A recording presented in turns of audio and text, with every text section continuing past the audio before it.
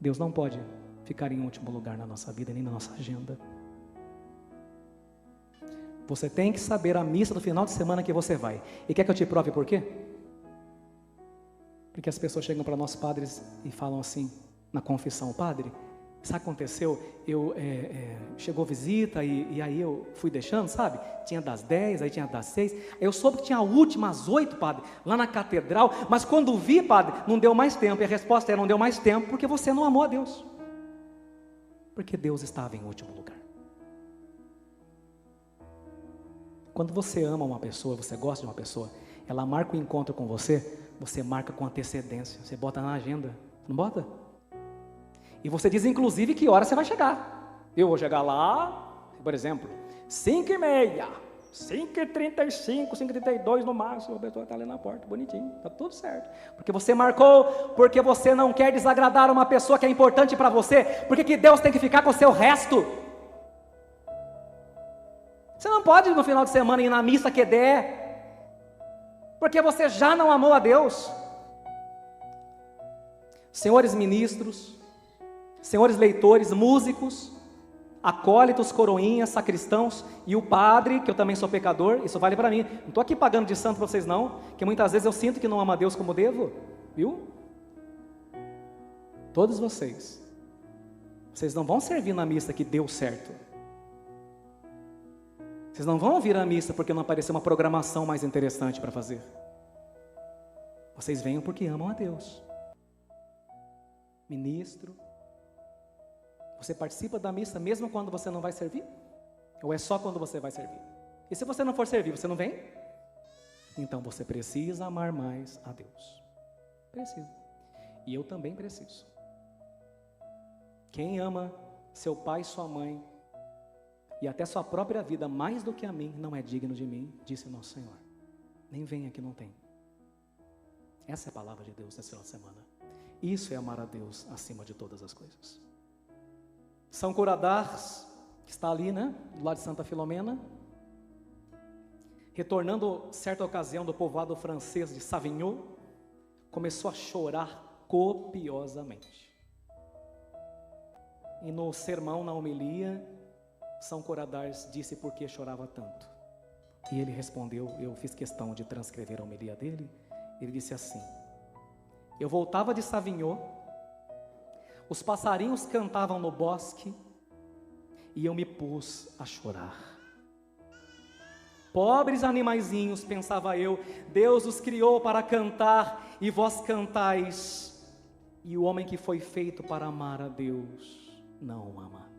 O passarinho canta, o cachorro late, o gato mia, e você foi criado para quê? Para amar a Deus.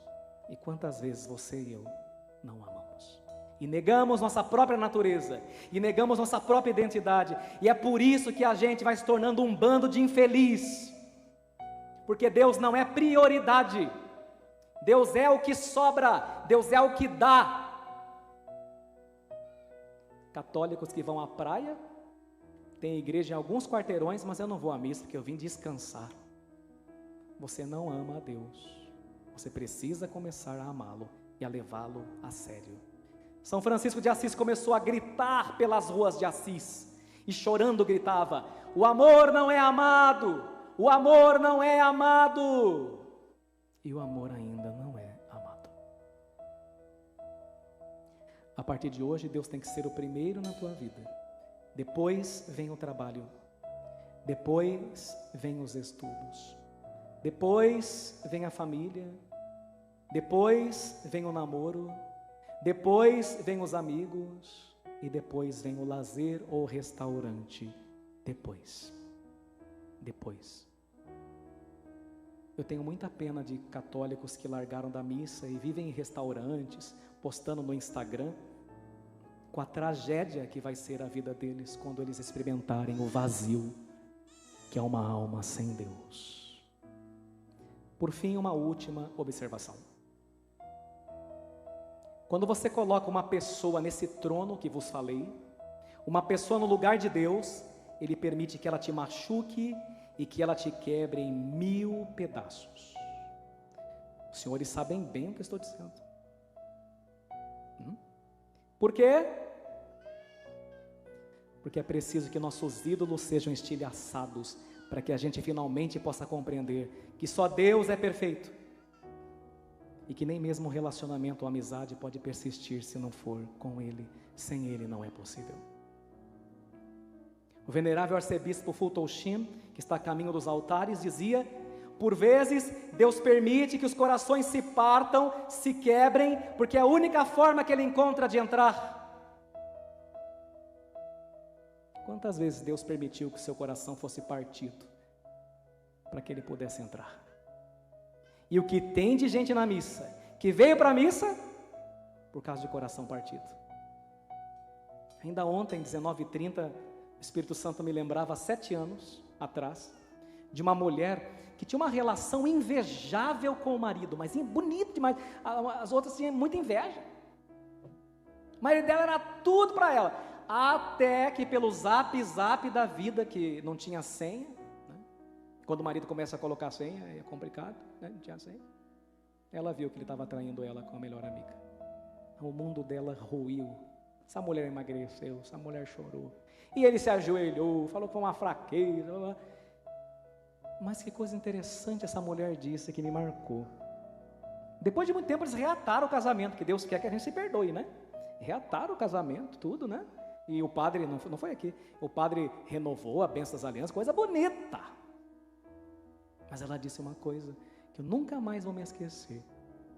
Ela falou assim: sabe, padre, eu não tinha percebido que eu idolatrava o meu marido, e que eu estava amando ele mais que Deus. E aí não é que Deus incentiva o pecado, mas Deus permitiu que ele me traísse, que ele me machucasse, para eu perceber que por mais que a gente ame uma pessoa, ela não pode ser a base da nossa vida. Então hoje eu louvo a Deus, e hoje eu tenho uma relação bonita com meu marido, mas no endeuso não, porque idolatria é uma coisa que não dá certo. Quantos de vocês tiveram os corações partidos? Que bom, aleluia. Que se não tivesse partido ou quebrado, certamente Deus não entraria. E que bom que entrou. E agora você coloca Deus onde Ele deve ser colocado. Sempre que Deus quer fazer um homem grande, uma mulher grande, Ele o quebra em pedaços primeiro. Para que a gente primeiro seja pequeno, para depois se tornar grande.